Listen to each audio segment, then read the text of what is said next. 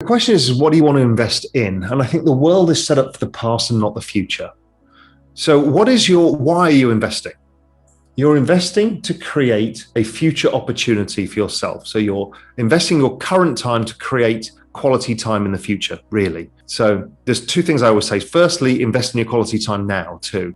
Quality of life is the best investment you can make. Then make the investment in yourself. So I would say, okay, where are the most likely opportunities lie? Well, we've talked about crypto.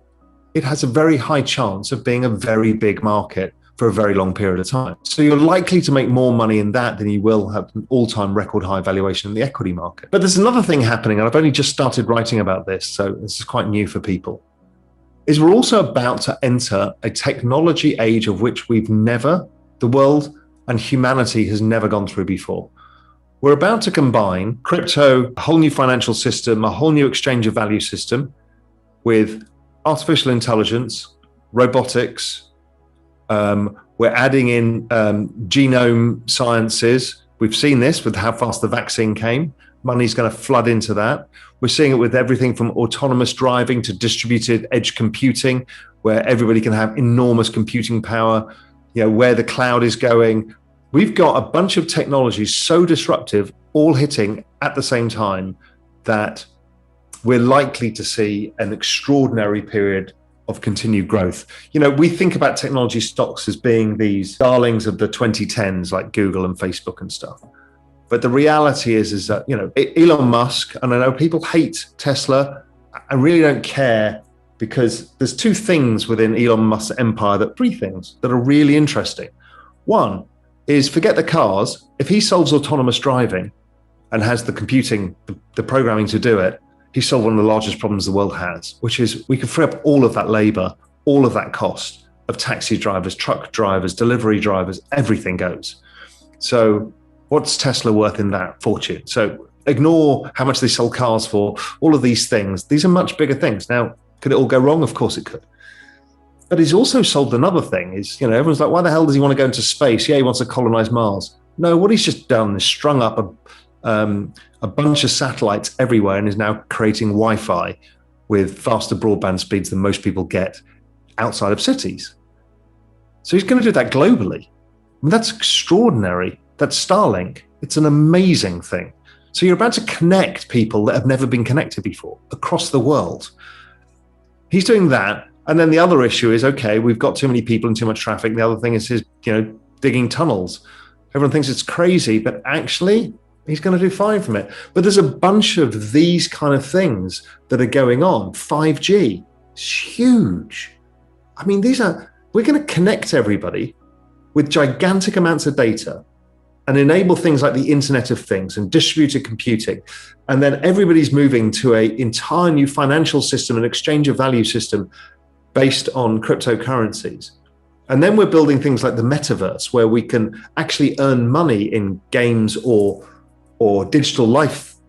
It's not even necessarily a game, digital worlds. And this is all happening right now. It's not like if we'd had this conversation when we launched Real Vision, it's like these things are being researched and there's a bit of VC money. No, these are all happening. Starlink is rolling out its stuff. We are seeing the autonomous driving getting closer. Google's very close with Waymo now. All of this stuff is happening right now. I mean, crypto is happening right now. So it is actually a very exciting opportunity. Finally, you might be able to offset the destruction of the value of money by the growth of technology, in which I would include crypto, which has sound money at its core as well.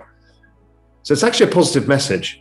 Just keep out of the old shit and keep away from this value versus growth investing, because I actually think now nobody cares about, if I divide the S&P by the Fed balance sheet to try and look at how to value equities, they basically haven't gone anywhere since the Fed started quantitative easing.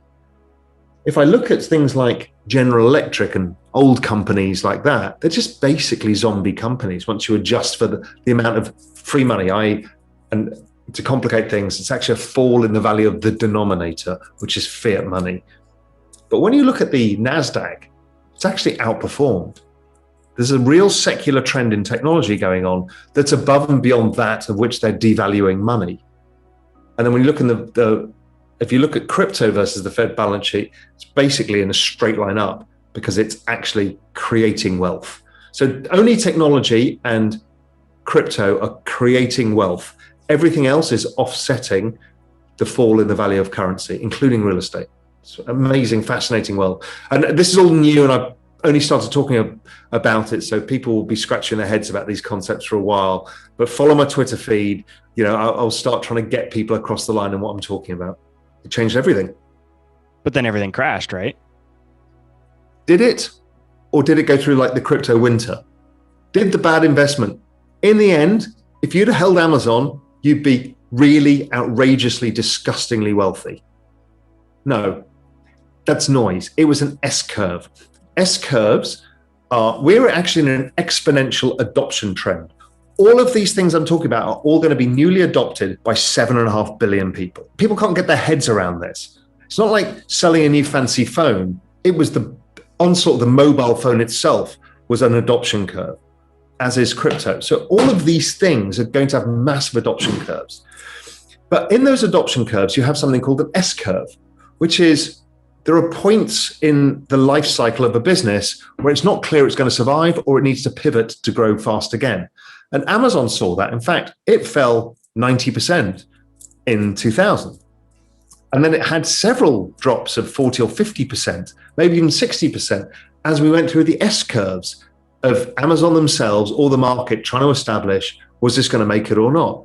That's normal. Bitcoin has gone through the same, Ethereum's gone through the same, the whole space will go through the same, and some won't survive. But I thought about this because the narrative is the dot-com bubble. The actual reality is that was the largest game changer I've ever seen, probably since the 1950s that I've heard of, where, we created a consumer society. The internet was probably bigger than that. I mean, it was massive. So I think we should look back upon that point in history differently and just say, yeah, it was an early S-curve, but what came out of it changed the world. I know there are a lot of investors that have been clinging to value investing principles over the last decade as they've continued to underperform. Do you think traditional value investing, the way Warren Buffett historically has done it, is dead? I think it's not dead, but will it outperform? I don't know, because the world is moving, and people are going to hate me for saying this because it's such the antithesis of the cynical, this time is not different. But it's been proven actually for the last 20 years now, 21 years,